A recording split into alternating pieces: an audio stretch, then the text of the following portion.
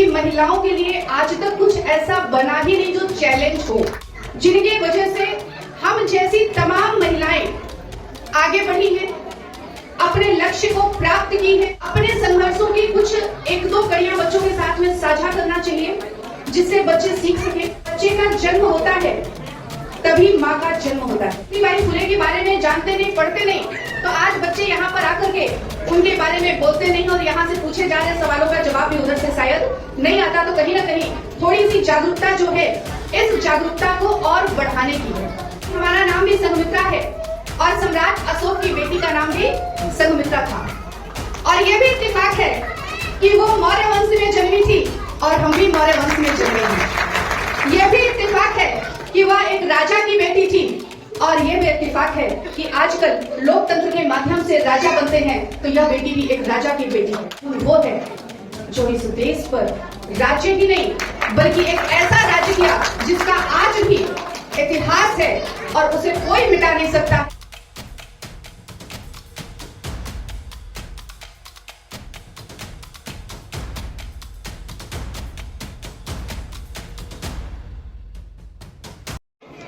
चरणों में श्रद्धा के पुष्प अर्पित करते हुए समाज में जन्मे, समय समय पर समाज में जन्मे समस्त महापुरुषों को नमन वंदन करते हुए और आज जिनकी जयंती के अवसर पर यह कार्यक्रम हो रहा है, माता सावित्रीबाई फुले जी को श्रद्धा के पुष्प अर्पित करते हुए महिलाओं में शिक्षा की ज्योति जगाने में उन्हीं की तरह कार्य करने वाली दूसरी महिला माता फातिमा शेख जी को भी नमन वंदन करते हुए यहाँ पर उपस्थित प्रोफेसर छोटी बहन रिंकी कुशवाहा जी, मिसेस अनीता साक्य जी, भाई अमित कुमार जी, हमारे बीच से धर्मगुरु करुणाशील जी चले गए हैं, जिन्होंने बहुत ही अच्छा वक्तव्य आपके सामने रखा था। डॉक्टर अनुप्रिया कुशवाहा जी, भाई डॉक्टर संदीप मौर्य जी, भाई हानी शैनी जी, मिस्टर सौरभ कुशवाहा जी, दिनेश कुशवाहा जी सहित एमएफजी के सभी सदस्यों को मेरा सादर नमन वंदन। छोटे छोटे बच्चों को ढेर सारा प्यार और बच्चों को लेकर के आए हुए अभिभावकों को भी मेरा नमन वंदन। उन्हें धन्यवाद, आभार कि वो ऐसे कार्यक्रमों में बच्चों को लेकर के उपस्थित हुए हैं। अभी हमसे पहले कार्यक्रम के माध्यम से भी और वक्तव्य के माध्यम से भी बीच बीच में स्पेशल गेस्ट ने अपनी बातों को रखा और आज हर बच्चा और खास करके बच्चियां तो माता सावित्रीबाई फुले को जानती भी हैं अच्छे से और उनसे सीख करके आगे बढ़ भी रही हैं। उसका उदाहरण यहाँ पर एक छोटी सी बच्ची पम्मी और श्रेष्ठता ने बहुत अच्छे से यहाँ पर अपने स्पीच और कविता के माध्यम से रखने का भी कार्य किया। निश्चित तौर पर हमें आज जागरूक होने की और करने की दोनों की जरूरत है। अभी बहन अनीता जी जब अपनी बात रख रही थी तो कह रही थी कि बड़ा हमारे लिए चैलेंज था कि मैं कर पाऊंगी या नहीं कर पाऊंगी, स्पेशल बच्चों को पढ़ाना उनके लिए चैलेंज था। लेकिन मुझे लगता है कि महिलाओं के लिए आज तक कुछ ऐसा बना ही नहीं जो चैलेंज हो। महिलाओं को तो सिर्फ अबला बना करके रखा गया। महिलाएं कभी भी अबला नहीं थी। आप अगर जब अंग्रेजों का शासन हुआ करता था तब भी देखेंगे तो जो भी हमारे पूर्वज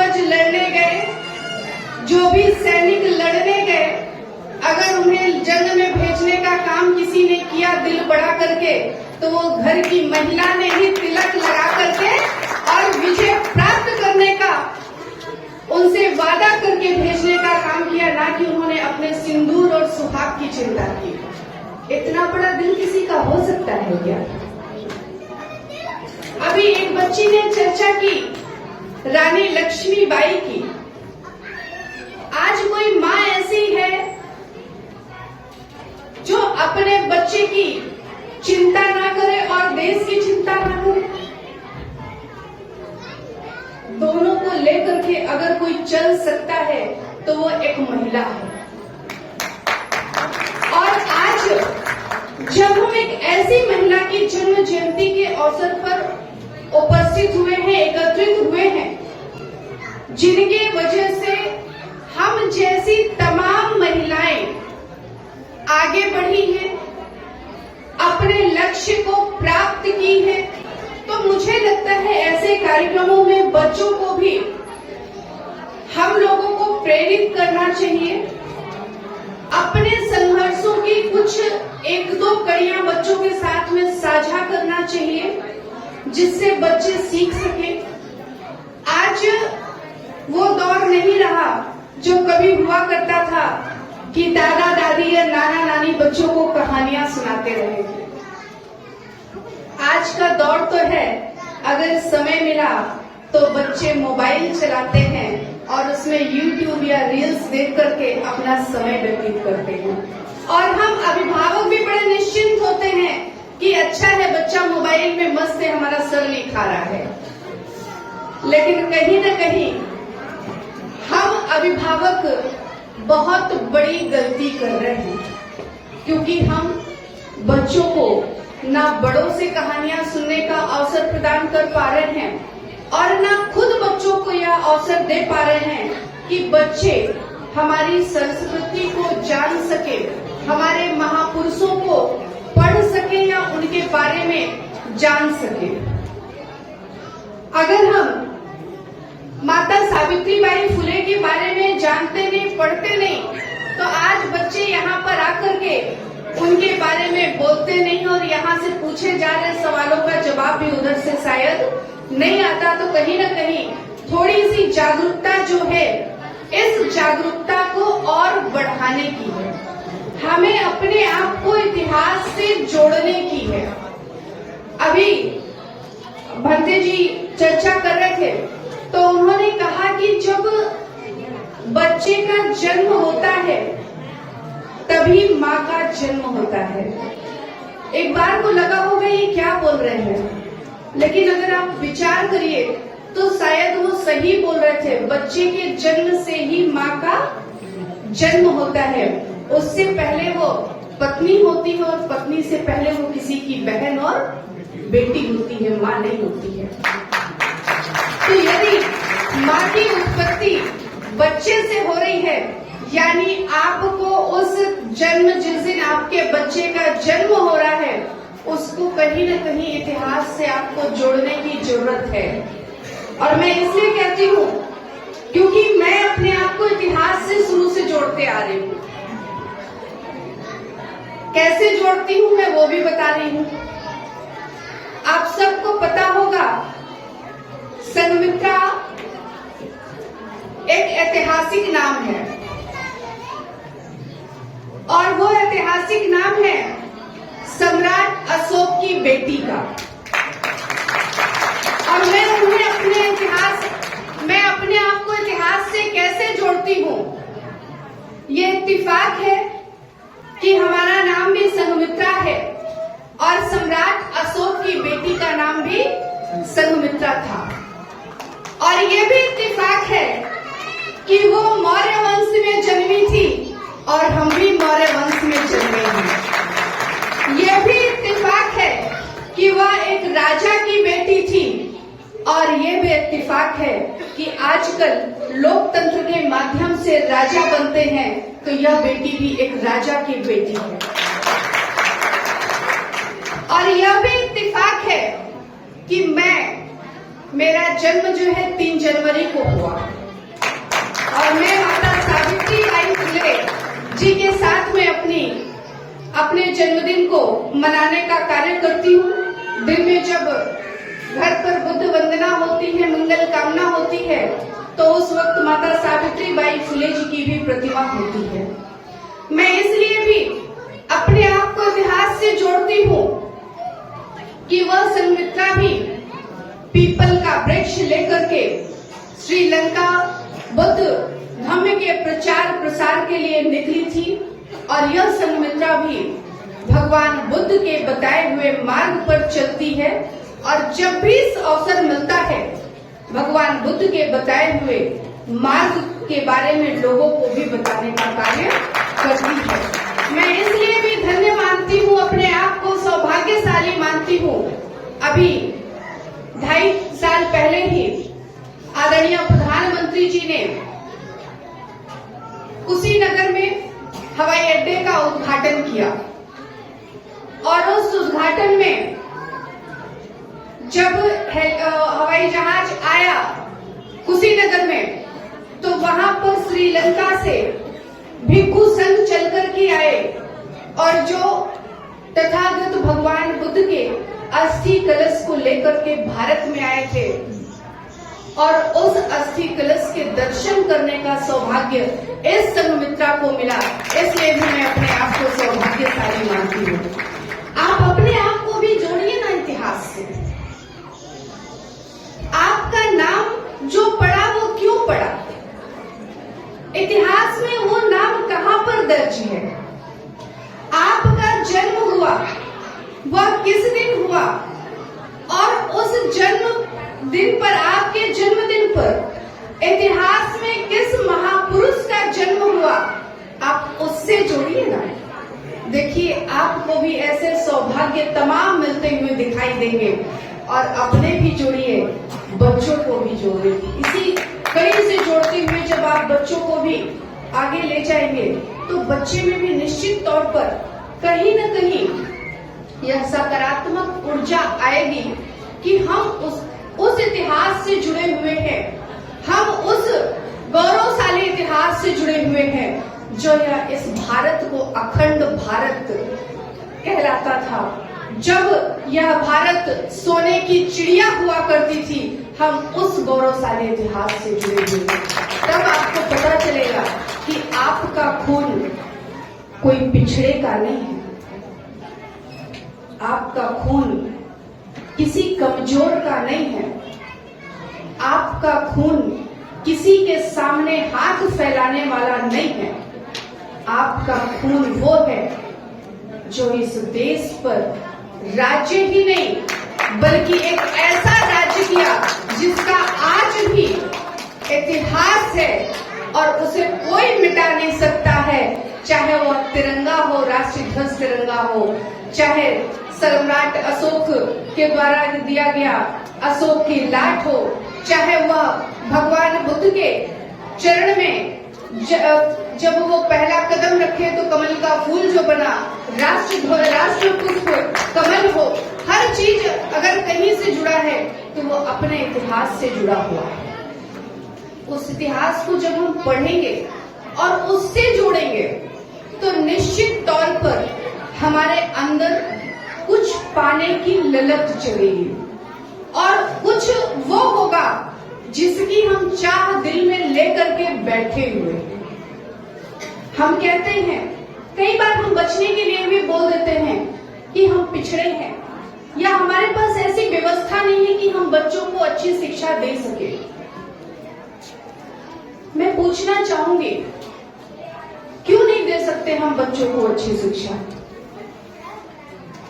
ठीक है, मॉडर्न जमाना है, फैशन का दौर है, दिखावे का दौर है कि हमारे पड़ोसी के पास में फला गाड़ी है तो हमें भी वो गाड़ी लेनी है, हमारे पड़ोसी के पास में 4 मंजिला घर है तो हमें भी 5 मंजिला बनवाना है कि हमें उससे बड़ा दिखाई देना है।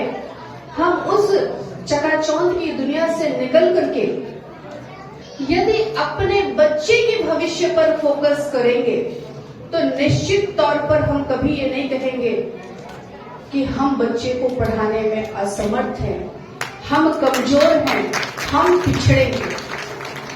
मैं छोटी हुआ करती थी सामाजिक कार्यक्रमों में जाती थी तो पिताजी की भी स्पीच सुनती थी और कई अन्य सामाजिक लोगों की भी स्पीच में सुनती थी। तो अक्सर उस स्पीच में मैं सुनती थी कि कहा जाता था आधी रोटी खाना लेकिन बच्चे को जरूर पढ़ाना। और तब हमें समझ में आता था कि वो आधी रोटी खाना क्यों बोला जाता है, क्योंकि आज मेरा परिवार या मैं जो कुछ भी है वो सबको बड़ा अच्छा दिखाई देता है कि मंत्री की बेटी है, सांसद है। लेकिन उससे पहले भी एक दौर था, शायद उस दौर में मेरी माँ ये कह देती कि हम बच्चों को नहीं पढ़ा पाएंगे, तो आज उनकी बेटी यहाँ पर खड़ी होकर के आपके बीच में अपनी बात को नहीं रख रही होती। वो दौर इस बेटी ने भी देखा है। जब मैं बहुत छोटी हुआ करती थी, मेरा भाई भी हमसे छोटा ही है, तो वो छोटा ही था, और पिताजी राजनीति में कदम रख चुके थे। तो बड़े बूढ़े जो घर में थे, बाबा आजी, उनका ये था कि ये राजनीति में जाएगा तो घर बर्बाद कर देगा। तो उन्होंने मम्मी को भी पापा के पीछे पीछे इलाहाबाद भेज दिया कि जाओ और लगाम लगाओ, ये राजनीति ना करे। और मम्मी ने लगाम लगाने के बजाय पिताजी ने जो कदम बढ़ाया उसमें साथ साथ कदम बढ़ाया, और एक दौर ऐसा आया कि घर से हर तरह से जो भी सुविधाएं घर से मिल रही थी, चाहे वो खर्चा हो चाहे राशन हो, सब पर पाबंद लगा दिया गया कि जब दिया नहीं जाएगा तो अपने आप ही राजनीति का नशा उतर जाएगा। और वो राजनीति का नशा ऐसा चढ़ा था कि घर में कई बार हमने खुद देखा कि मेरी माँ बिना खाना खाए सोती थी। एक रोटी या थोड़ा सा चावल बना करके हम दोनों भाई बहन को देती थी, सब्जी और दाल नहीं होता था। तो वो दौर मुझे आज भी याद है। इलाहाबाद के ऐसे बहुत से लोग होंगे जिनको याद भी होगा कि अगर रोटी बनी या चावल बना तो हम भाई बहन को मिलता था, और उसे हम लोग पानी में, कभी चीनी अगर हो तो चीनी घोल करके चावल रोटी खाते थे, और अगर चीनी नहीं होता तो नमक और पानी घोल करके रोटी और चावल खाते थे। और अगर इत्तेफाक से कोई मेहमान आ जाता था तो हम लोग कटोरी लेकर के भाग लेते थे और ये बताते थे कि हम दाल रोटी खा रहे हैं। तो जब हम लोग पापा के साथ या सामाजिक कार्यक्रमों में जाते और ये सुनते कि आधी रोटी खाना, बच्चे को पढ़ाना, तब समझ में आया कि वो जो मेरी माँ बिना खाए सोती थी, हम लोगों को सूखी रोटी ही सही, कभी सरसों का तेल और नमक लगा करके रोल बना के पकड़ा देती थी। तो उसके पीछे का कारण था कि हमारा पेट भी भरना और हमारी शिक्षा पर भी रोक ना लगना। आज एक अलग दौर है। आज उस जगह पर है हम लोग कि अगर चाहे तो हर रोज एक नया कपड़ा खरीद करके पहने और उसको दोबारा ना पहने। लेकिन एक दौर वो भी था जब हम लोगों को होली के दिन का इंतजार होता था, क्योंकि स्कूल ड्रेस के अलावा साल भर में सिर्फ एक कपड़ा मिलता था और वो भी होली के दिन। और उस होली के दिन यदि पिताजी लखनऊ से इलाहाबाद नहीं पहुंचते थे तो हम लोग रो रो करके बुरा हाल कर देते थे कि इस बार होली पे भी हमें कपड़े नहीं मिलेंगे। यानी हमें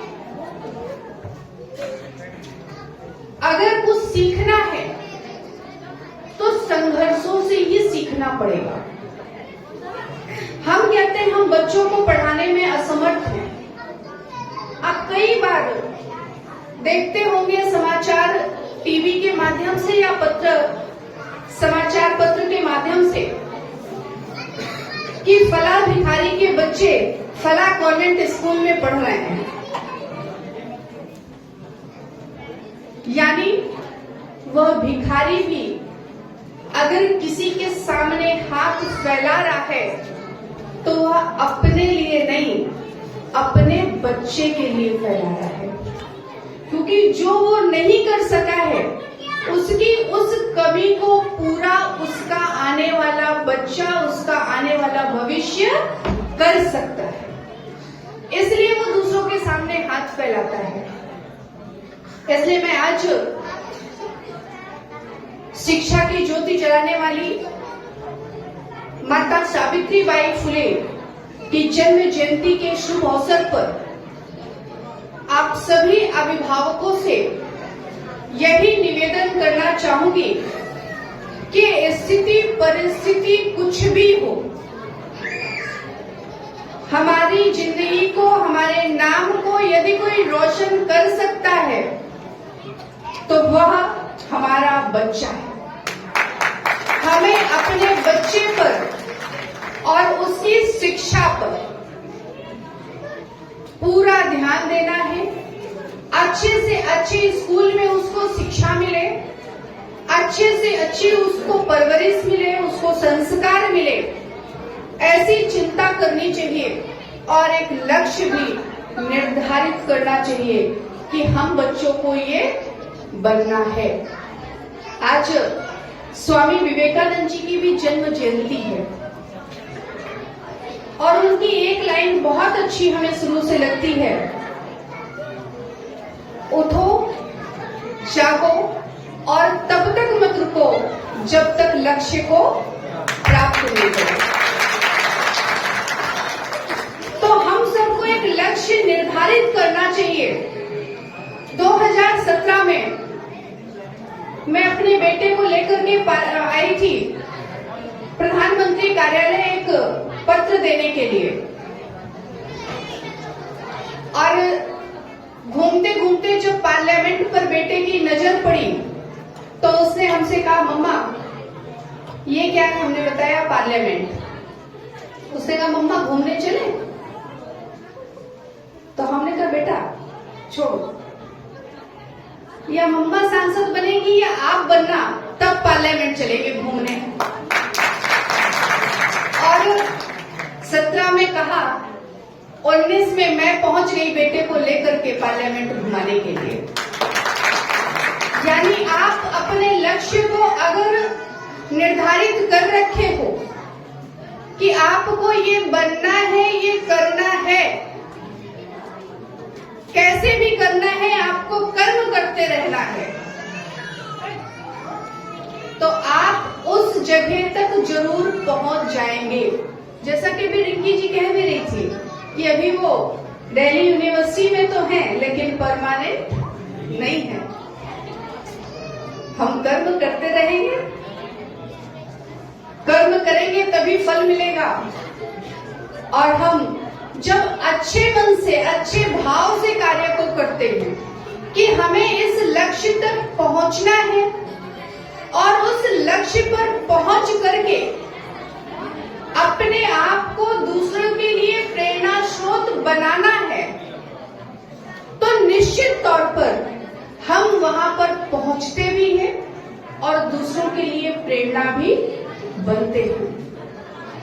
हम महिलाएं, छोटी छोटी बच्चियां भी बड़ी अच्छी अच्छी बातें यहाँ पर कर रही थी और उनकी बातों से मैं 100% नहीं 101% सहमत हूँ, क्योंकि महिलाएं कितना भी अच्छा कर ले, जल थल वायु, आज कोई ऐसी जगह नहीं है जहां महिला ना पहुंची हो। और उसके बाद भी महिला अगर कहीं पर निकलती है तो कुछ लगे न लगे उसका सर्टिफिकेट लेकर के लोग खड़े होते हैं, उसका चारित्रिक सर्टिफिकेट। ये एक आम धारणा है और मैं तो कहती हूँ कि हमारी बच्चियों को इतना मजबूत होना चाहिए कि यदि कोई आप पर स्याही छिड़के कि आप पर छींटे पड़े और दाग लगे तो आपको डरने की जरूरत नहीं है। आज दौर बड़ा बदल गया है, बच्चियां डर जाती हैं, सहम जाती हैं और सुसाइड जैसे कदम भी उठा लेती हैं। मैं तो कहूंगी कि ऐसी चीजों से डरने और सहमने की जरूरत नहीं है, बल्कि आप सीना तान करके चलो और जो आपका सर्टिफिकेट लेकर के खड़ा है, आप ऐसी स्थिति पैदा करो कि समाज उसकी सर्टिफिकेट निकाले और समाज से निकाला जाए। आप इतना मजबूत होकर के चलो, बस आप अपने लक्ष्य को निर्धारित रखो और लक्ष्य पर फोकस करो और ये ध्यान रखो कि हम किसी से कमजोर ना थे, ना है, ना होंगे, क्योंकि आज बच्चियां ही हैं। बहुत से हमारे बड़े भाई लोग भी बैठे हुए हैं। एक उदाहरण होगा, अगर बेटा और बेटी दोनों हो, अगर उन्हें कोई कष्ट किसी प्रकार का होता होगा तो बेटा भले थोड़ा सा नाटुकुर कर दे, लेकिन बेटी सीधे आपके पास में आएगी और आपकी बात को सुनती है। यानी बेटी में ही वो क्षमता है जो खुद को भी संभाल सकती है और दो परिवारों को भी संभाल सकती है। और दो परिवारों ही क्यों, मैं तो कहती हूँ इस देश की बागडोर महिलाओं के हाथों में भी रही है और कभी तनिक भी बाल आका कभी किसी ने राष्ट्र का नहीं कर पाया है। यानी ये महिला सिर्फ घर चूल्हा चौका ही नहीं, इस राष्ट्र को भी चलाने में सक्षम है। इसलिए इन बेटियों को पंख लगाइए, इनको उड़ने दीजिए और आसमान तक इनका जो भी लक्ष्य है उस लक्ष्य को प्राप्त करने दीजिए। बेटा हो या बेटी, दोनों हैं एक समान। और इसका जीता जागता उदाहरण हमारे राष्ट्रपिता बाबा ज्योतिबा फुले और राष्ट्रमाता माता सावित्रीबाई फुले ने दिया है।